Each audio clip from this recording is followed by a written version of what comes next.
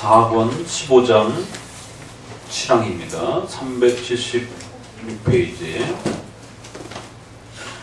우리 기독교 세례가 얼마나 소중하고 귀한 것인지에 대해서 계속해서 또 소개받고 있습니다.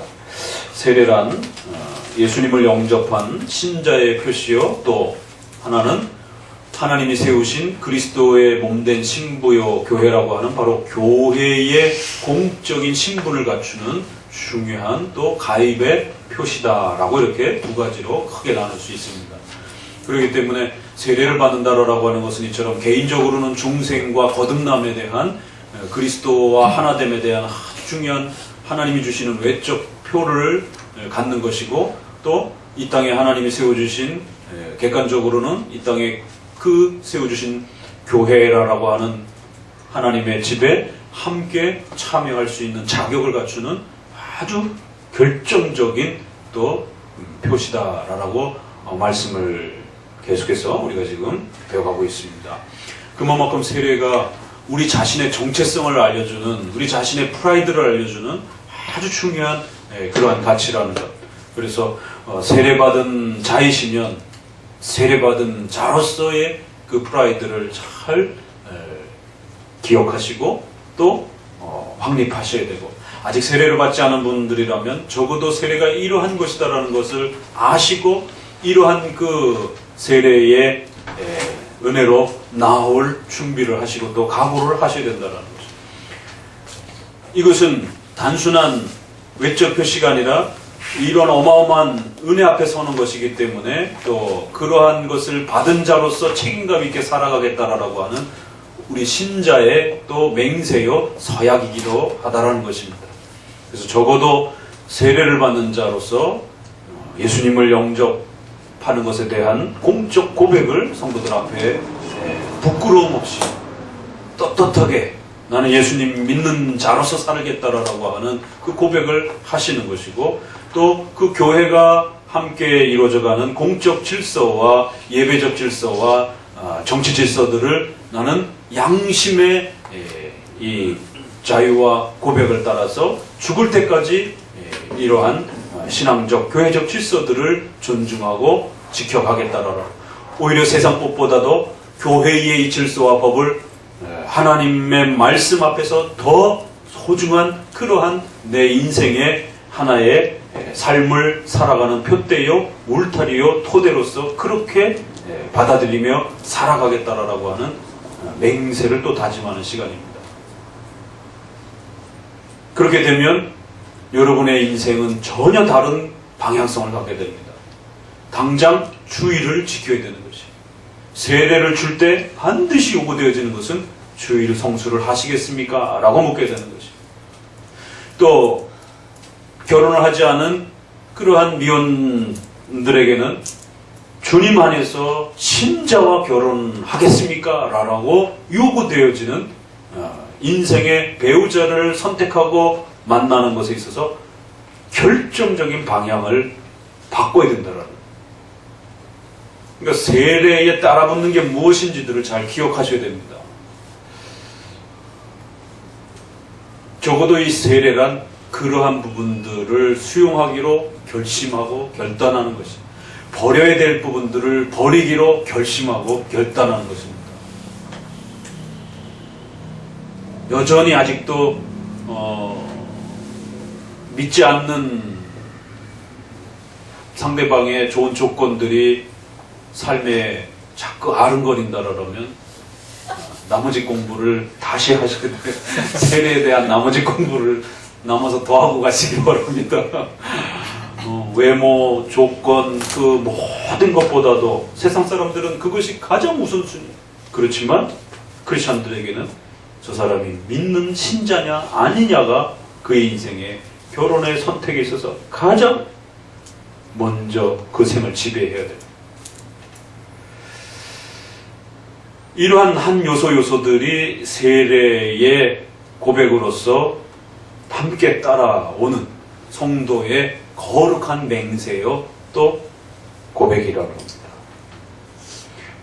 교회 안에서 신앙생활에서 이루어지는 그 다양한 복잡하고 어려운 일들을 세상 법정으로 바로 가져가지 않겠다라고 하는 또 교회법적 양심의 맹세여 다짐이기도 한 겁니다. 왜? 교회법이 우리 인생에 훨씬 더 중요한 기준점이요 가치라고 고백하는 거기 때문에. 그래서 고린도전서 6장에 있는 것처럼 교회에 있어서의 송사를 세상의 송사로 함부로 이렇게 끄집어가는 이런 부분들을 주의하고 조심하셔야 됩니다. 교회적 판단과 재판을 더 권위 있게 받아들일 것인지 아니면 판사에게 검사에게 그 판단을 맡기는 것을 훨씬 더 가치 있게 여길 것인지 쉬운 일이 아닙니다.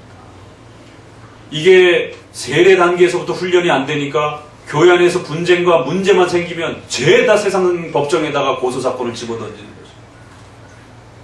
그래서 저희 교단의 헌법에도 오죽하면 교회의 당회, 노회, 총회의 재판을 거치지 않고 교회의 문제를 세상 법정으로 바로 가져가는 목회자와 장로는 면직감이다라고, 법적으로 면직하겠다라고 그렇게 법제화시켰습니다.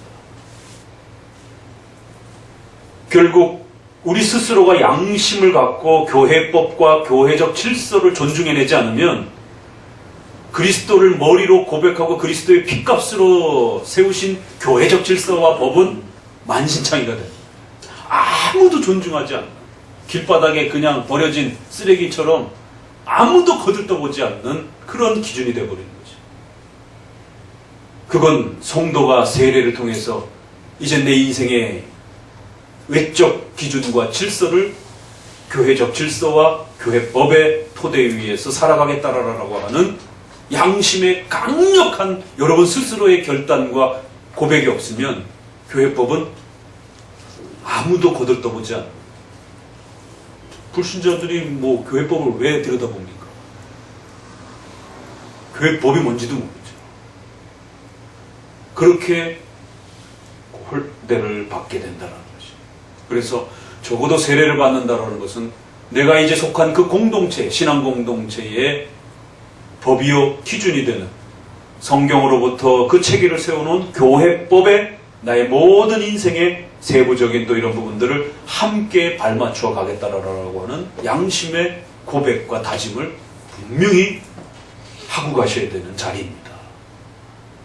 그래서 혹시라도 교회 생활 안에 성도들하고 또 여러 가지 어려움 속에서 발생되어지는 불미스러운 그런 사건들이 발생이 된다라면 반드시 먼저 내가 양심으로 그 권위를 존중하는 당회의 재판과 노회의 재판과 교회의 이러한 질서 재판들을 먼저 존중하고 받아내는, 국가의 실정법과 연결되지 않는 대부분 것들은 교회적 재판으로 해결하는 것입니다. 설상 또 교회적 재판 안에 있던 내용들이 세상 실정법과 연결되어 있다 할지라도 세상의 실정법들과 관련된 부분들을 용서하면 그만인 것입니다. 사실 어떤 사기를 당했어요. 그래도 내가 용서하겠다라면 그만인 거예요. 사실 물론 어떤 사기와 경제적 어려움을 당하게 되면 정당하게 합법적으로 우리 성도들이 세상 법정을 이용하여서 자신의 재정의 어려움들을 회복할 수 있습니다. 그러나 그것이 일상 세상 사람들하고의 사기가 아니라 교인들하고 어떻게 서로 또 뭐 도와주고 또 이렇게 같이 이렇게 협력해서 일을 하다가 본의 아니게 재정적인 어떤 어려움을 당했을 때 그럼 그거를 사기죄라고 고소하기도 애매하고 참 애매할 때가 있습니다. 그럴 때는 당회 앞에 나아가서 피해자와 피의자 두 사람이 이 문제를 어떻게 풀 것인지, 그러면 당회가 신중히 판단해서 어떤 결정을 내렸을 때 그 결정이 혹시라도 피해자에게 많은 또 손해를 감수해야 되는 그런 어떤 결정으로서 요구되어질 때 얼마든지 또 내 안에서 용서할 수도 있는 거죠. 간음에 대한 문제가 발생이 되었을 때도 역시 마찬가지입니다. 무조건 헤어지는 건 아니에요. 그 두 부부를 불러다 엄히 교회가 책망하고 훈계하고 무책주의라고 하는 세상 법정에서는 이혼의 그러한 조건들이 따라붙지만 교회 법정에 있어서 피해를 입은 당사자가 상대방을 용서하고 배우자로서 버리지 않고 평생을 함께 살겠다라고 한다면 그것은 세상 법정으로 나아가지 않고 거기서 모든 것이 해결될 수도 있는 것입니다. 이처럼 여러분이 세례를 받고 그 세례를 통하여 여러분이 속한 그 교회에 가입이 된다라고 하는 것은 그 교회의 교회법 아래에 함께 들어가겠다라고 하는 엄중한 고백이기도 합니다. 이런 게 싫으면 이제 독립교회로 있는 겁니다. 그냥 혼자 신앙생활을 하는 거죠. 그래서 독립화교회가 형성이 되는 거죠. 간섭받기 싫다라는 거예요. 그러나 성경의 사도행전을 보게 되면 예루살렘 교회와 안디옥 교회와 에베소 교회와 여러 교회들이 사도들의 결정들을 함께 공유하고 그 법 아래 함께 그 질서들을 따르려고 노력하고 애쓰는 이러한 많은 질서 체계들을 보게 될 때에 교회는 하나의 교회로서 있는 것이 아니라 하나님의 교회 전체는 캐톨릭, 보편교회라고 하는 하나의 교회라고 하는 이 신앙 고백을 지켜가기 위해서 애쓰는 이런 모습들을 우리가 보게 되는 거죠. 다만 이 땅에서는 우리가 전체가 하나로 모일 수 없기 때문에 적어도 교단적으로, 지역적으로 그렇게 하나의 그룹으로 하나의 멤버십을 구축하고 그렇게 신앙을 살아가는 것입니다. 세례란 그렇게 소중한 거예요. 세례가 안 가르쳐지면 개인의 중생과 칭의에 대한 이 구원의 확신들이 송두리째 무너지게 되고 교회법적 질서가 와르르 무너져 버립니다. 그러니까 오늘날 이 사태가 벌어지는 거예요. 얼마 전에 통합 측에 유명한 이 사건이 총회 재판이 났잖아요. 아무도 존중하지 않는 것이. 뭐 총회에서 재판하면 뭐예요? 개교회가 안 다르면 끝이지. 개교회가 반드시 그 총회법을 존중하고 그 총회법 아래에서 함께 장로 교단을 이루면서 복종하겠다라고 하는 개교회의 성도들의 양심에 강력한 고백이 따라붙지 않으면 헌신청처럼 버리는 것이 유리한 건 받아들이고 그러니까 또다시 분리주의가 나오는 것이 또다시 독립화가 나오게 되는 겁니다. 벌써 세상 사람들은 저 교회가 그 교단에 있을 것인지 나갈 것인지에 대해서 초미의 관심사가 돼서 9시 뉴스에 나오고 있어요. 교회가 9시에 자꾸 나오면 안 됩니다. 이번 주에는 두 사건이나 9시에 교회가 자꾸 나와가지고 하나는 징역받은 16년 징역받은 사건 하나 하고 총회 이 재판 사건과 관련해서 9시 뉴스에 나올 정도로 무슨 선행을 해갖고 9시에 나오면 그런 건 9시 뉴스 잘 안 나오죠. 사고 관련된 부분들이 주로 9시에 나오니까 이번 주에는 두 가지 사건이나 9시에 나오면서 교회가 부끄러움을 또 당하게 됩니다. 그래서 교회 스스로가 하나님이 주신 이 은혜의 수단이라고 하는 이 세례를 소중하게 지켜내고 성도들의 신앙적 양심을 가지고 이 세례를 지켜나가겠다라고 하나님이 주신 그 세례의 가치들을 또 그 세례를 주는 교회의 공적 질서들을 존중하며 살아가겠다라고 하는 강력한 신앙의 양심의 자유와 양심의 그 강력한 고백이 따라붙지 아니한다면 하나님이 세워주신 세례는 와르르 무너지는 것입니다.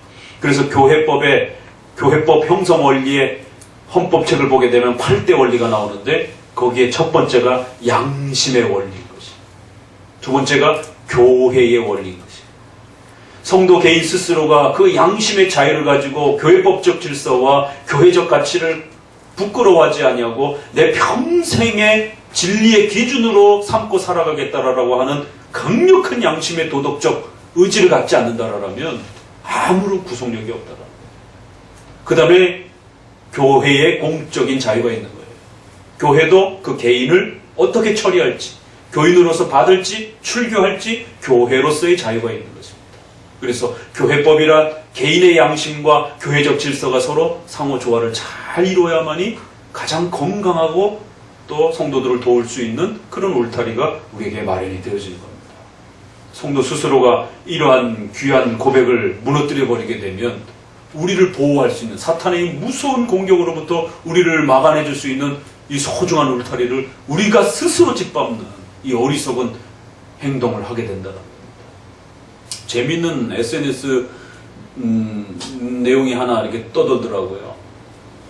백종원 씨에게 누가 아시는 분들은 알 거예요. 검색해 보세요. 하도 그 식당 이렇게 코치해주고 이러는데 주인이 종업원들이 자꾸 일을 제대로 안 하니까 속이 상해갖고 어떻게 하면 이 종업원들이 주인의식을 가지고 이 식당을 사기치지 않고 좀 일을 성실하게 좀 알바생들도 그렇고 좀 일을 종업원들이 어떻게 하면 잘 할 수 있도록 그 직원들을, 왜냐면 이 자영업이란 결국 그 종업원들을 제대로 관리 못하게 되면 결국 현장에서 서비스를 하는 그 종업원들이 막 엉망으로 하게 되면 결국 그 회사의 가게 이미지가 다 망가지는 거잖아요. 어떻게 해야 주인의식을 가질 수 있도록 할 수 있습니까? 이거 백종원 씨가 뭐라 대답했는지 아세요? 응? 없어요.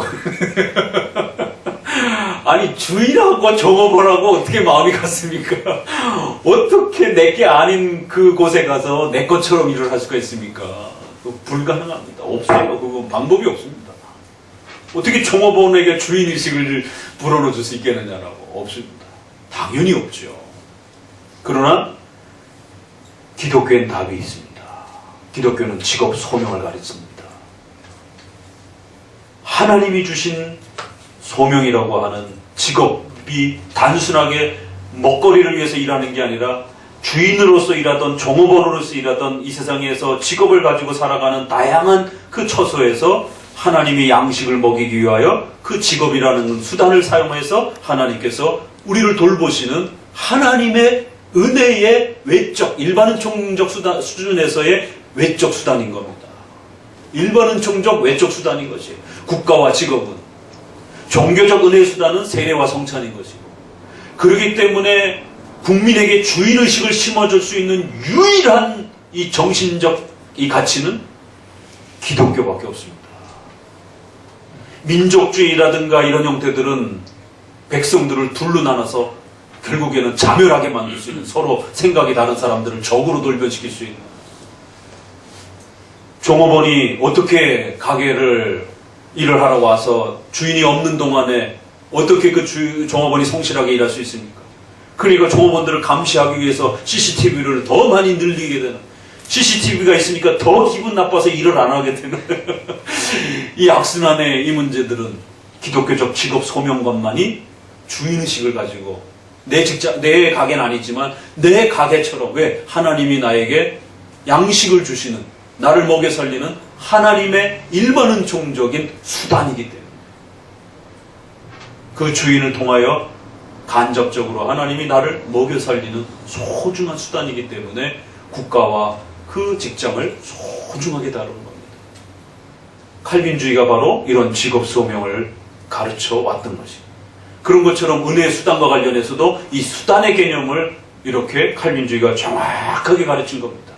이 수단의 개념에서 우로 치우치게 되면 로마 가톨릭이 되는, 그래서 결국 그 수단을 공로화시키는 하나의 조직과 특정한 신분과 계급을 공로화시켜서 극단적으로 강조하게 되는 계급주의적 수단이 되는 것이고, 거기에 대한 반발로 제세례파는 수단과 도구와 방편 개념을 아예 없애버리고 그저 은혜는 자기 혼자 하나님 앞에 찾는 그런 방식으로 주관화시켜버린 것입니다. 외적 수단을 다 없애버린 것입니다. 이 중간을 잡기가 신앙생활하면서 굉장히 쉽지 않은 것입니다. 그래서 수많은 사람들은 자꾸 로마 가톨릭과 같은 계급주의적인 그러한 그 수단 개념에 빠지는 것이고, 또 한쪽으로는 완전히 다 없애버리는 주관적 그러한 신앙 체험에 빠지게 되는 것입니다. 하나님은 우리에게 일반은총 차원에서도 외적인 수단을 허락해 주신 것처럼 우리 신앙적 관점에서도 이렇게 성례와 세례와 성찬이라고 하는 소중한 또 은혜적 수단을 허락해 주신 이유를 아셔야 되고, 그래서 여러분 스스로 강력하게 세례에 대해서 고백하고, 이 얘기를 왜 했느냐면 그 주인의식을 갖게 할 수가 없어요. 왜? 그건 인간의 양심의 문제이기 때문에. CCTV가 그걸 막아줄 수 있을 것 같아요? 절대로 못 막습니다. 조금은 막아도 CCTV 안 보이는 방식으로 해서 얼마든지 사기를 치고 나쁜 짓을 할 수 있는 것이에요. 여러분 스스로가 교회 안으로 기독교로 들어오면서 여러분의 마음의 양심이 내가 이 법을 내 인생의 가장 소중한 기준으로 삼겠다라고 하는 강력한 양심의 고백이 없으면 여러분을 내게 주인의식을 불어넣을 수 없다는, 이 교회법은 아무것도 아니라는 거지. 쓰레기처럼 그냥 바깥에 길바닥에 나뒹굴 뿐입니다. 그러나 이 세례를 통해서 내 인생의 진리의 가치로서 하나님의 가장 소중한 외적 수단이요 기준이라고 내 양심이 이것을 받아들이면 그건 이 세상의 그 어떤 법으로도 보다도 더 막강한 힘을 발휘합니다.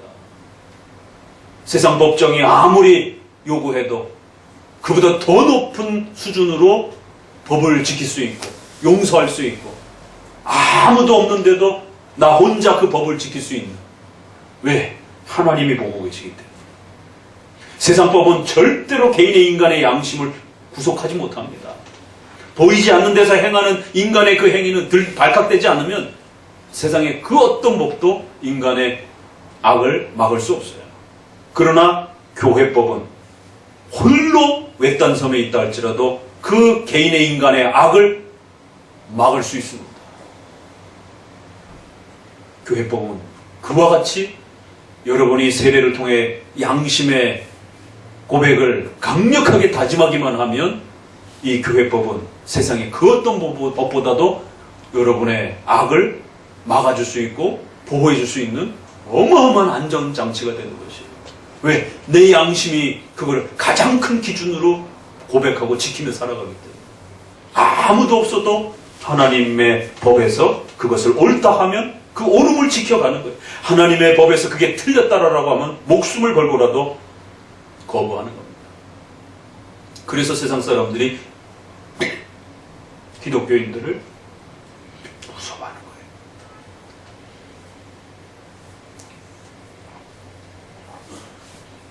거예요.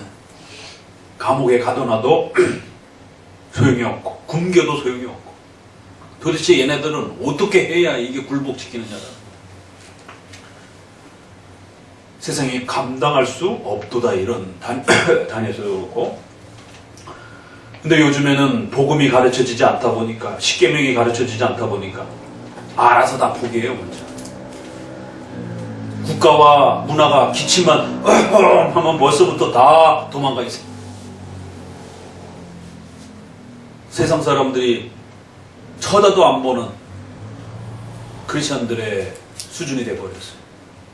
크리스천들의 신념과 크리스천들의 신앙의 고백과 크리스천들의 그들의 양심의 그런 도덕법적 가치들이 세상 사람들 콧방귀도 안 틉니다.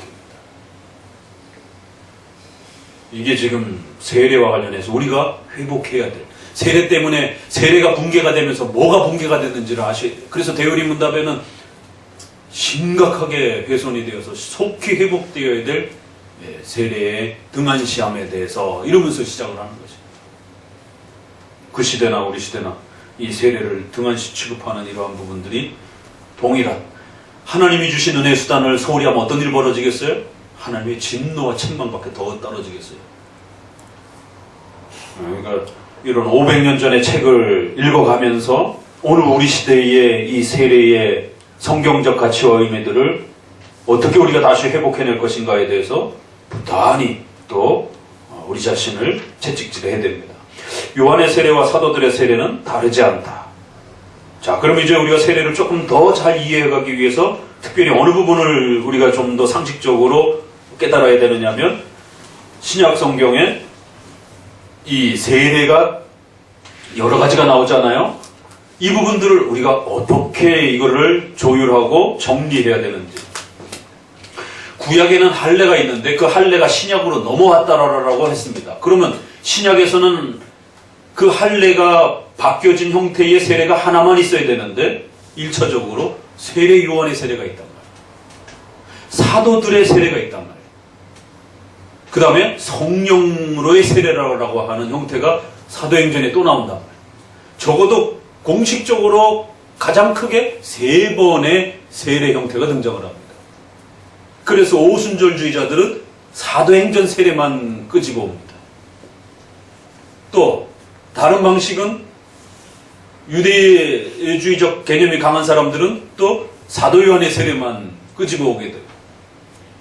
그러면 도대체 이게 각각 다른 것인지, 그러면 같다라면 도대체 뭐가 같은 것인지, 그래서 세례를 좀 더 잘 이해하기 위해서는 신약 성경에서 소개하고 있는 이 세 가지의 세례의 모습에 대해서 우리가 신중하게 좀 더 접근할 필요가 있다.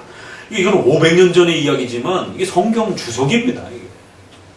지금 봐도 여전히 우리는 이 문제를 고민하고 있는 거예요. 왜? 신약 성경에서 이 부분을 말하고 있기 때문에.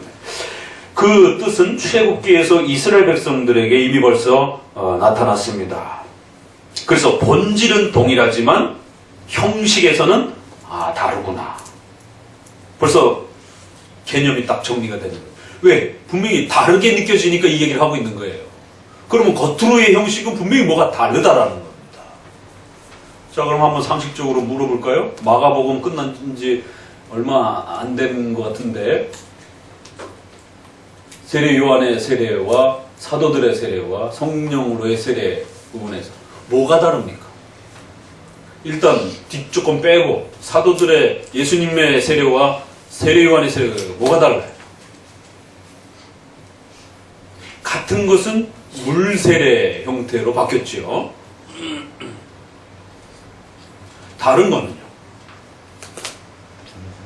응? 세례 요한은 그리스도는 주는 사람. 주는 사람이 다르다. 그거는 어떻게 답을 얘기해요? 당연히 주는 사람이 다르죠. 주는 방식이 다르다는 얘기예요, 그러면?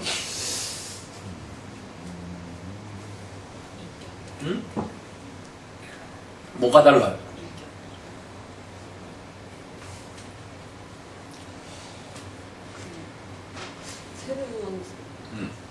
세례는 들어가잖아.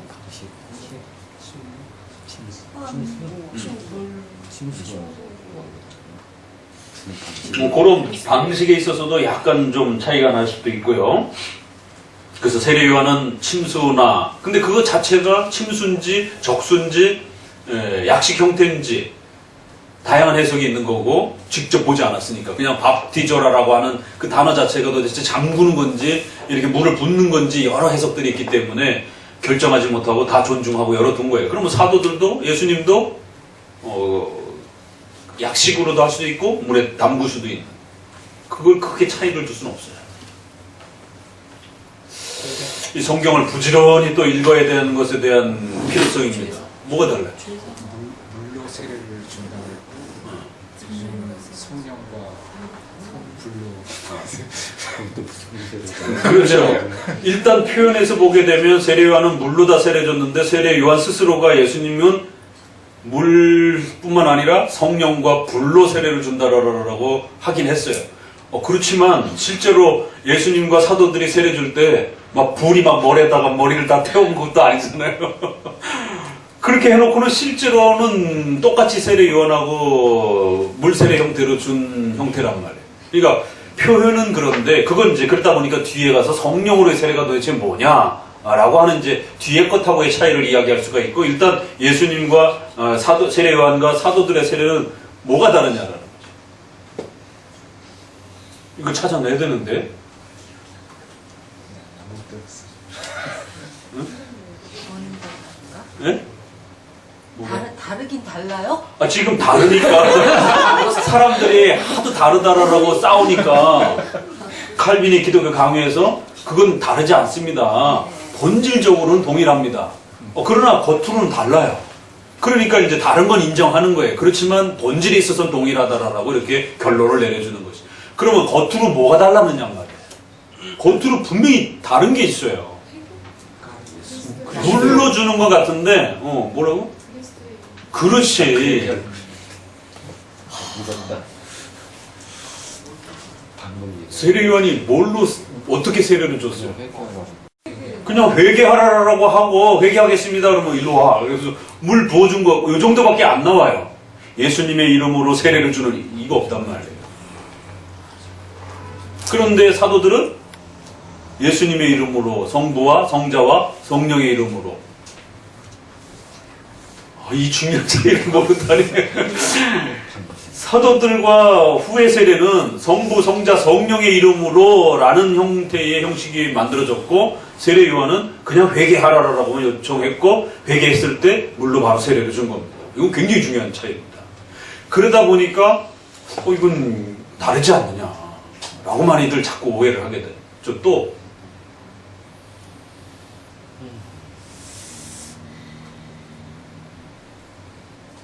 또 하나 정도 성경에 나와 있는 정도로만 추적해서 이게 좀 추론하는 훈련을, 성경 여기저기를 흩어져 있는 면들을 이렇게 연결해서 추론하는 이 묵상 훈련을 자꾸 이렇게 하셔야 되는 겁니다. 세례 요한의 세례를 먼저 생각해 보세요. 이게 도대체 어디서 온 건가? 힌트.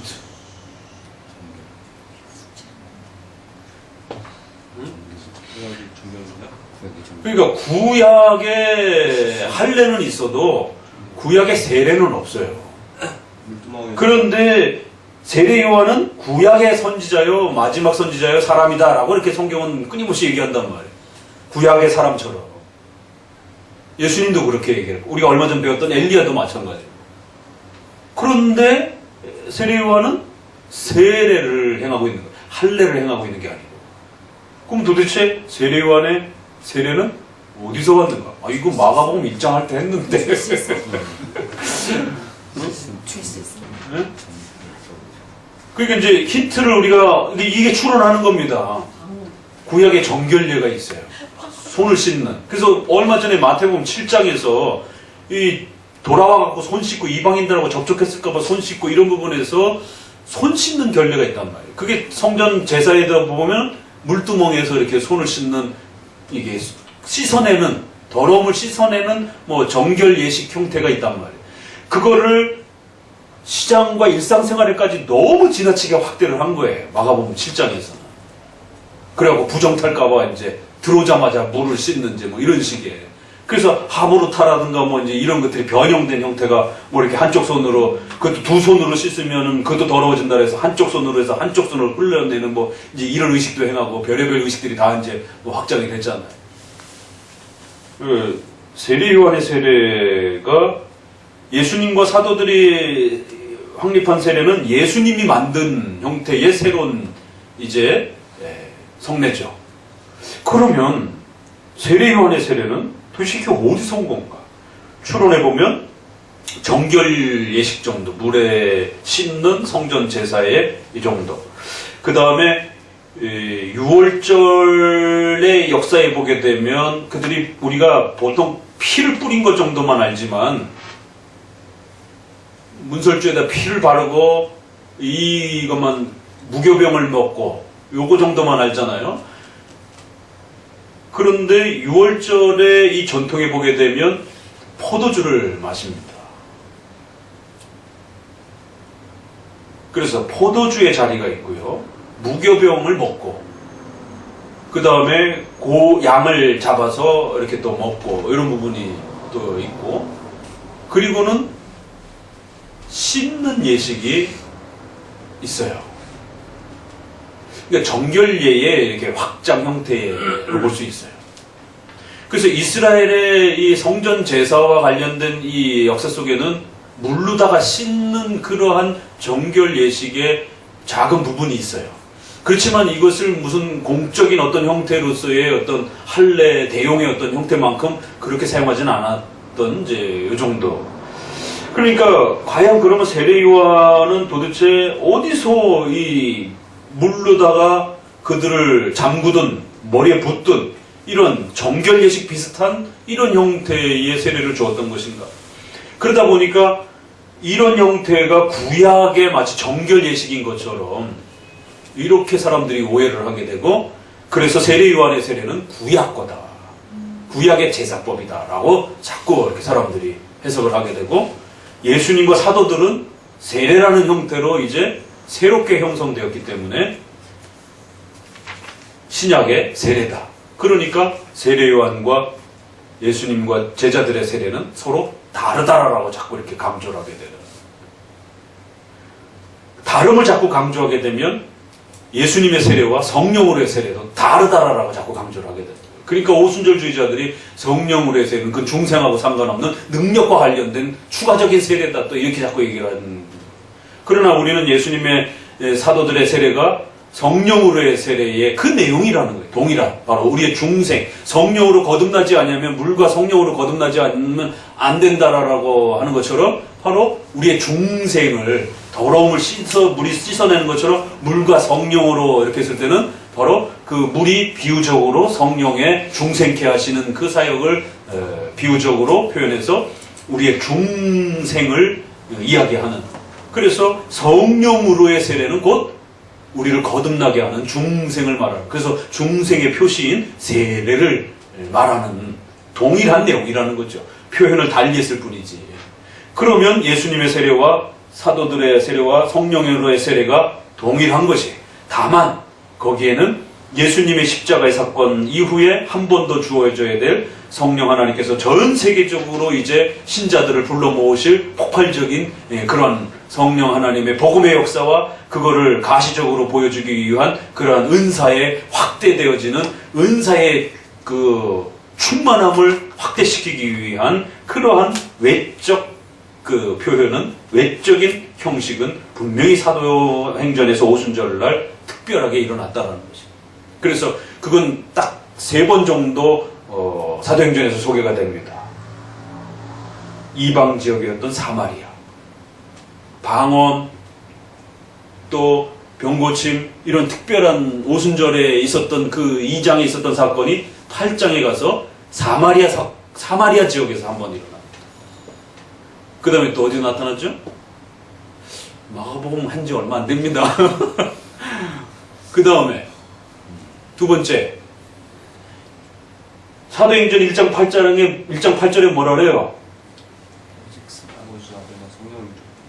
지역을 유대와 사마리아와 땅끝까지 이르러, 거기에 대한 외적인 하나의 증거인 겁니다. 그래서 유대 지역에서 제자들을 통해서 한번 2장에 일어난 거고, 그게 사마리아,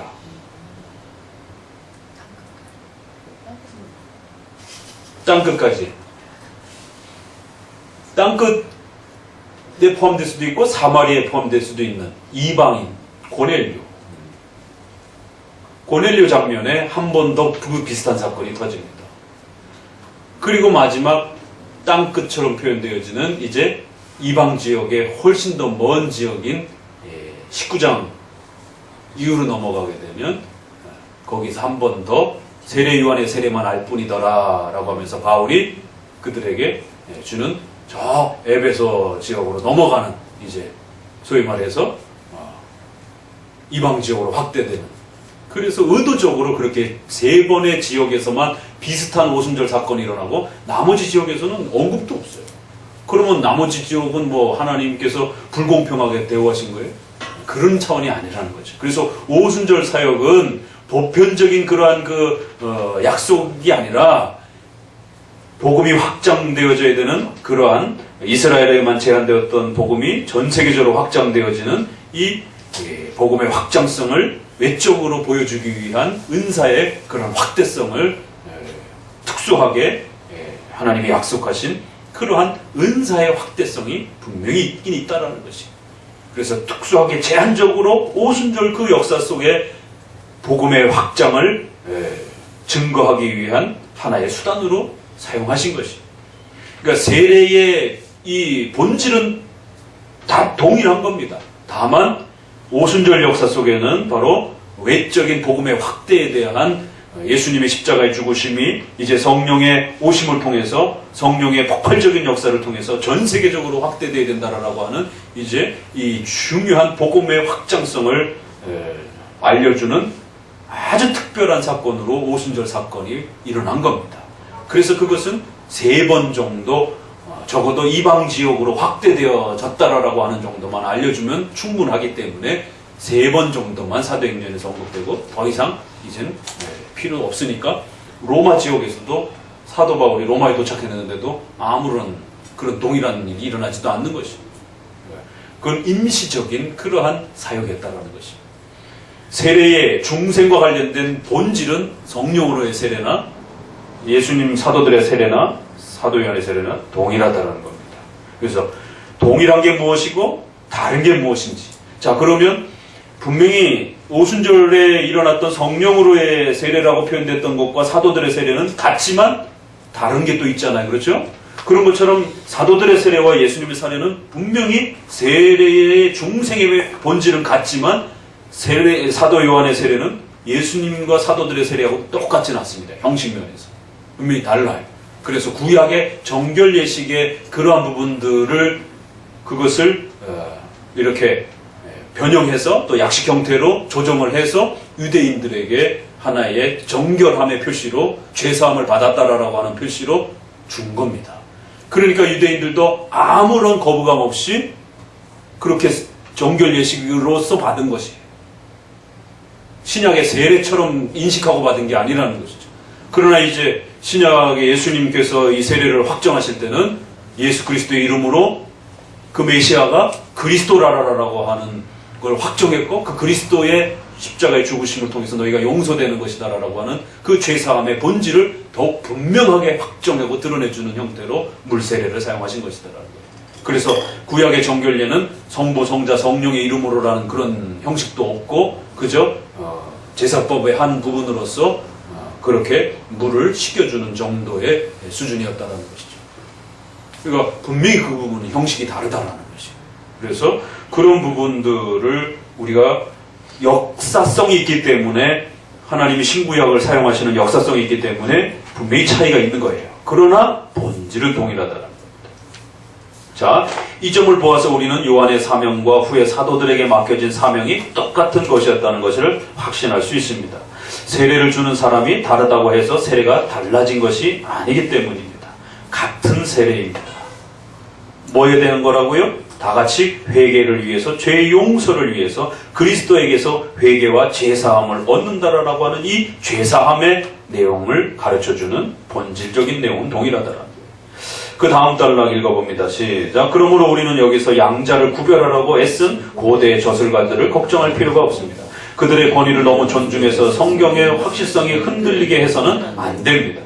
그러니까 교부들이 이 부분을 잘 구별을 못해가지고 다르다라고 또 너무 지나치게 강조를 한 거예요.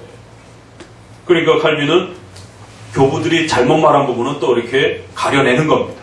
그래서 우리가 교부들을 무조건 다이렉트로 읽으면 안 되고 종교개혁의 관점으로 읽어야 돼요. 그 얘기는 칼빈이나 또 종교개혁의 신조들을 거쳐서 교부들을 읽어야지 교부 어거스틴과 같은 이런 훌륭한 인물들 안에도 연옥도 이야기 나오고 있고 여러 가지 또 부족한 부분들이 나옵니다.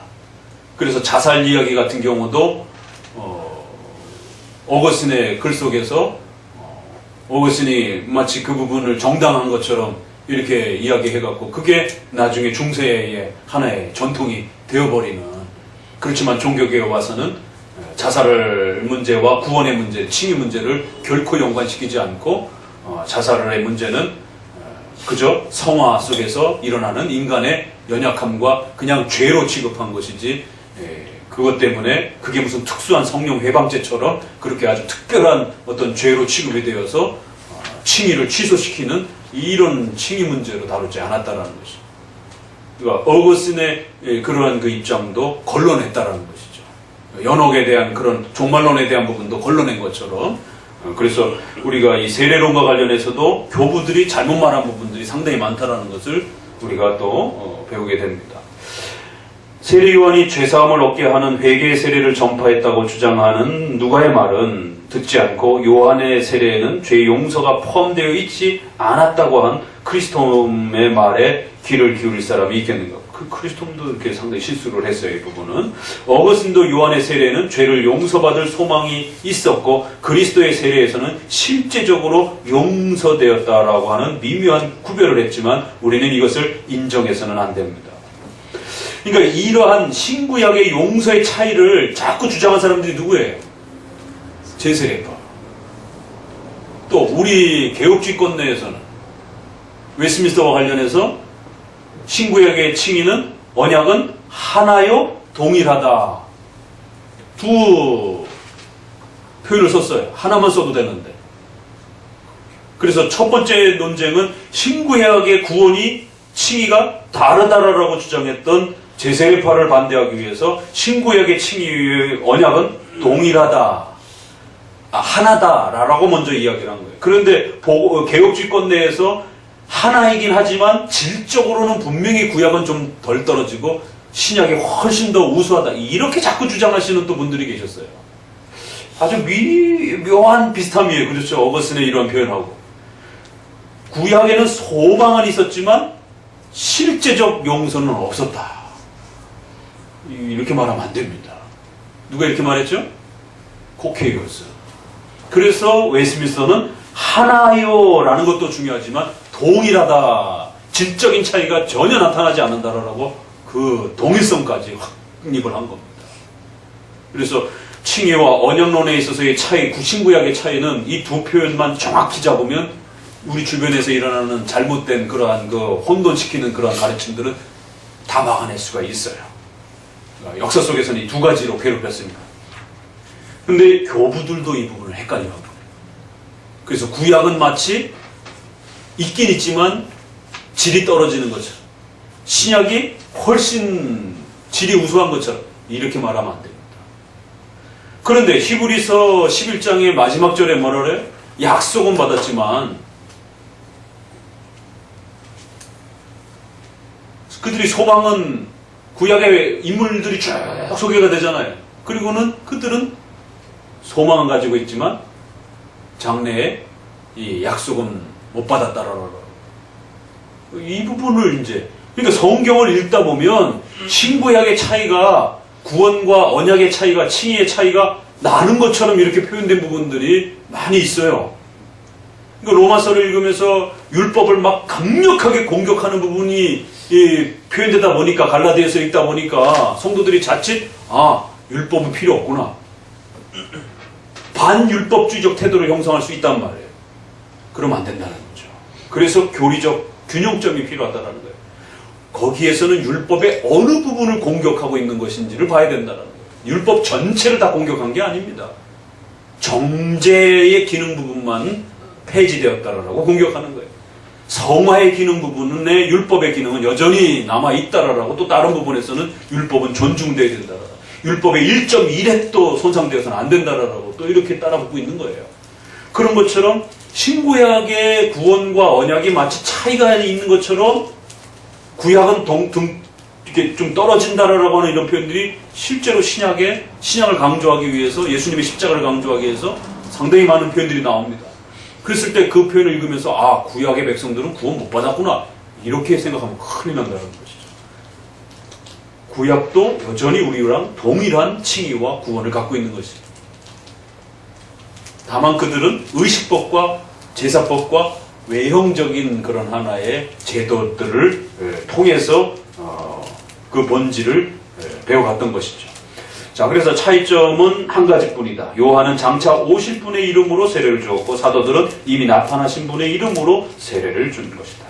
경륜의 집행의 방식의 차이가 있을 뿐이지 본질의 내용은 동일하다.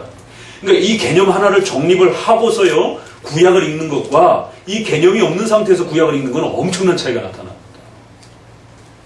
그러면은 마치 구약에서 막 버림받은 것처럼 표현되어지고 이렇게 외면되어지고 이렇게 표현되는 것들을 읽어낼 때 마치 이런 죄 때문에 이들이 가난에 못 들어가고 또 하나님 앞에 책망을 받고 그래서 마치 버림받은 것처럼 표현되어지는 이런 표현을 읽을 때 이 사람들 칭의가 취소됐구나, 구원이 취소됐구나, 이런 식으로 적용해낼 수가 있다.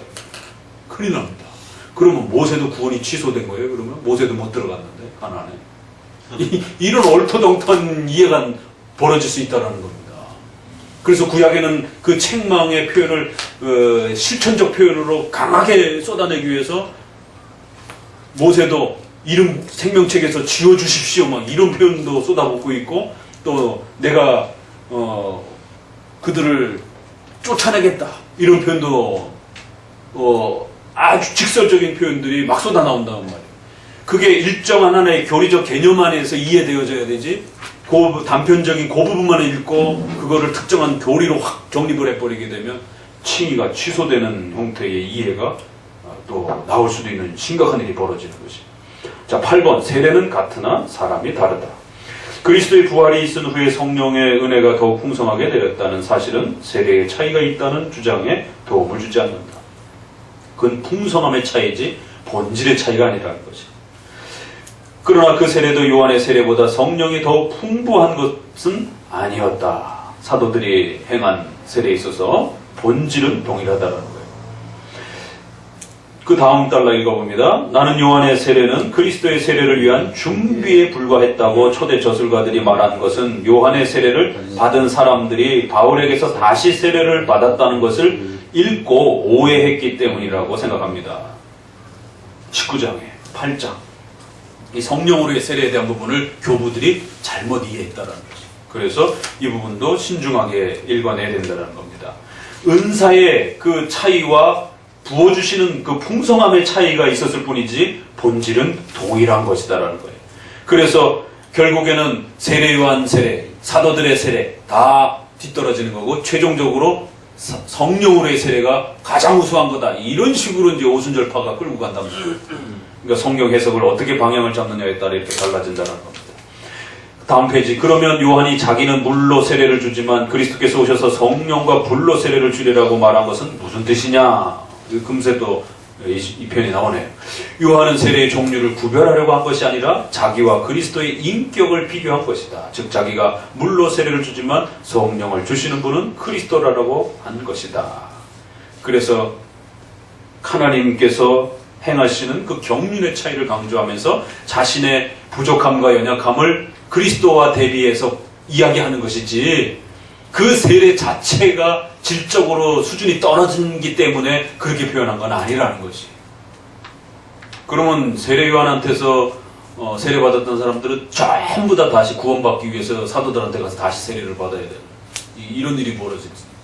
그럼 사도들한테 세례받았던 사람들도 또 오순절 성령 세례 스타일로 다시 다 받아야 돼요. 그러나 사도행전에는 각 지역별로 그걸 다시 다 받았다는 얘기가 없습니다. 자, 9번. 구약에 있는 세례의 원형. 우리가 이야기해온 육을 죽이는 일과 깨끗이 씻는 일은 이미 이스라엘 백성에게서 예시되었고 그렇기 때문에 사도는 그들을 구름과 바다에서 세례를 받고 라고 했다. 고린도전서에 몸을 죽이는 일을 상징하는 것이다. 출애굽에서도 마찬가지고요. 물 가운데로 지나는 것, 또 구름이 그들을 이렇게 보호해 준 것, 이런 부분들이 379페이지에 구름에는 깨끗이 씻는 일의 상징이 있었다. 주께서 그들을 구름으로 덮어 서늘하게 해주셔서 무자비한 태양열로 인하여 기진맥진하게 되지 않도록 하신 것과 같이 우리는 세례에서 그리스도의 피로 덮이며 보호를 받는다는 것을 깨닫는다. 이렇게 덮임으로써 우리는 하나님의 엄격하심의 그 엄습을 받지 않게 된다. 그러니까 구름을 통해서도 하나님의 진노를 가리워주고 이렇게 씻겨주는, 또 홍해의 물을 통과하면서도 죽음으로부터 우리가 우리의 육을 죽이고 이제 새롭게 태어났다라고 하는 이런 부분들이 구약에도 곳곳에서 우리의 죄를 씻는다라고 하는 이 본질을 가르쳐주는 중요한 내용으로서 있는데 이게 신약에서 설명이 되잖아요. 그러니까 구약을 읽을 때는 도대체 왜 이 구름 기둥과 불 기둥으로 이들을 보호하는지, 왜 하필이면 홍해 바다로 건너가는지 이걸 이해를 못한단 말이에요. 그러니까 개념이 정립되어 있는 상태에서 구약의 이 사건을 봐야만이 이게 세례와 관련된 사건이구나.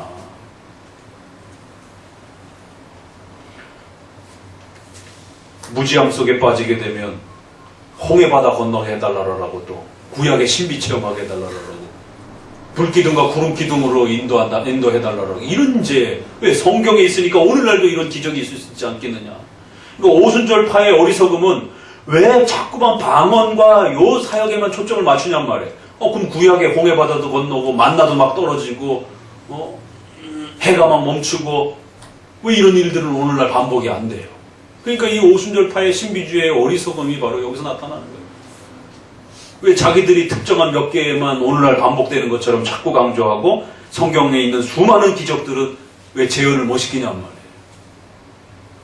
그건 조금만 생각해봐도 구약의 이러한 신약에 있는 이러한 기적들을 바로 재현해내는 게 얼마나 위험한 것인지, 특별히 이 귀신 들려가지고 간지라고 이런 부분들에 대해서 신약을 읽어내놓고 교회 안에서 귀신 내쫓는다라고 이 정신분열자들, 간질병 하는 사람들을 갖다가 얼마나 이렇게 귀신 들린 것처럼 취급하고 정죄하고 양심을 다치게 만들고, 교회가 성경을 바르게 읽어내지 못하면 멀쩡한 사람들을 이렇게 바보로 만드는, 오히려 더 큰 상처를 내는, 그래서 그 사람으로 하여금 하나님 앞에 버림받은 느낌을 갖게 하는 막 이런 고통들을 가하는, 우리의 무지함 때문에 이런 일이 벌어진다고.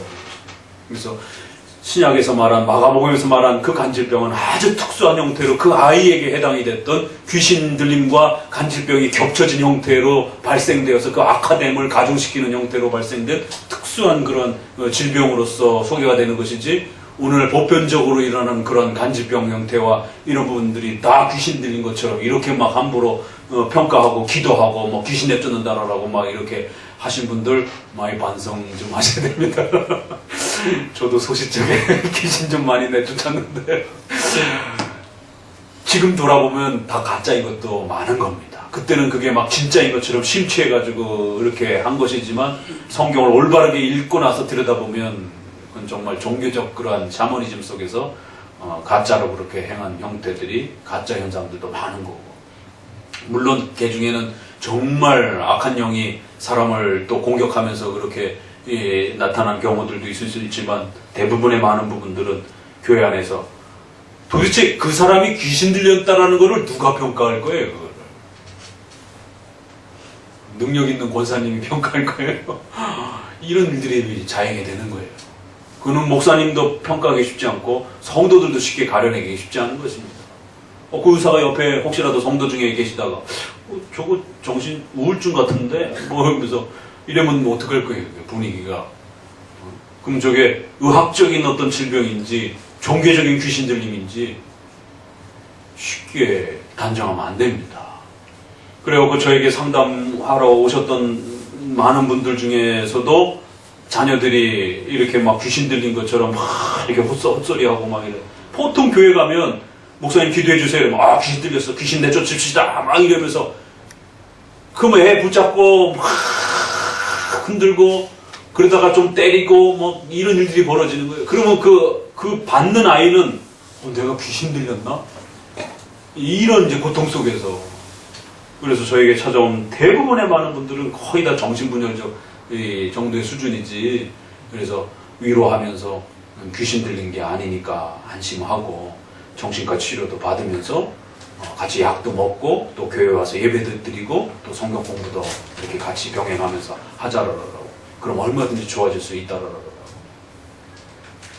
근데 조금만 정신적인 어떤 그 이상함을 보이게 되면 무조건 그냥 귀신 들림으로 취급을 해가지고 고통을 가중시키는 이런 많은 부분들이 성경의 신구약의 이러한 차이와 이러한 그 역사성의 이러한 그 다양성들을 충분히 헤아려내지 못해서 결국 엄청난 고통을 가하게 되는 종교적 폭력이죠, 사실은 이런 부분들은.